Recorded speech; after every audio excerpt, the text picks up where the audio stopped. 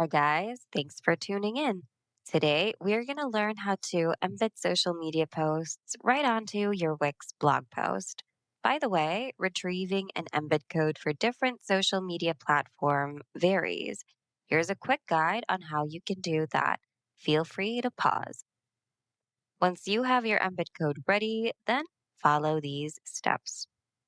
On the blog post editor, go to the plus button on the left, and here, look for HTML code. Click Edit HTML, and then paste your embed code over here. Then click on Save, and your social media post should successfully be embedded.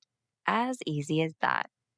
Hope this video was helpful. If you need more Wix tutorials, check out our channel and consider subscribing as well. Thanks for watching and see you guys in the next video.